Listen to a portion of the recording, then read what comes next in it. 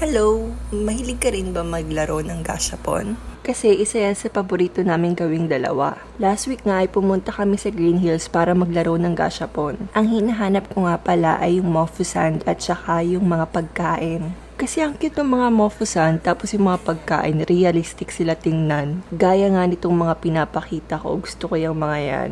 Yun nga lang, mamumulubi ako dito, 'di ba? So, nagpapalit na nga kami ng tokens. 65 pesos lang isang token. Siya naman, yung mga One Piece talaga yung target niya dito. Mas may kamahalan nga lang yung mga One Piece, pero ang cute din naman talaga nila. Diba kanina may paturo-turo siya kung anong prayo niyang makuha? Yun pala, may isa siyang hindi tinuturo, pero gusto rin niyang makuha. Siguro nga kasi ayaw niya ma-jinx. Nakakatawa nga kasi napayas pa siya dyan.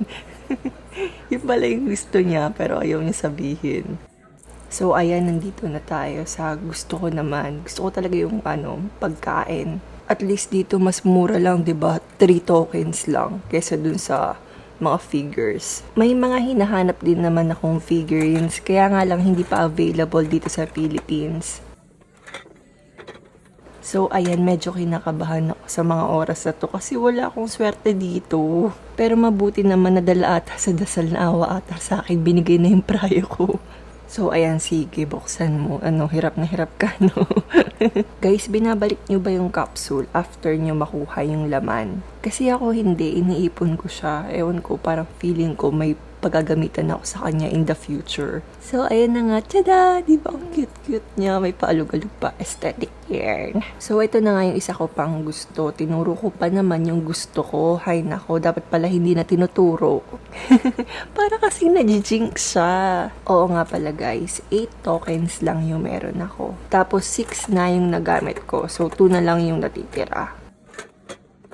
So, eto na nga, moment of truth.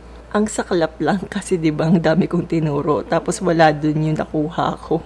Gusto ko nga rin pala to kaya nga lang iba na yung pinili ko. Ito na yung pinili ko kasi the last time hindi ko talaga nakuha yung gusto ko dito sa set na to. Ang pinaka gusto ko talagang makuha dito ay yung coffee na may mug. Tapos ang saya ko dito kaya lang nung inopen ko hindi pala siya okay kasi plastic lang siya. So nang hinayang lang ako do sa pera. Okay, done na. See you!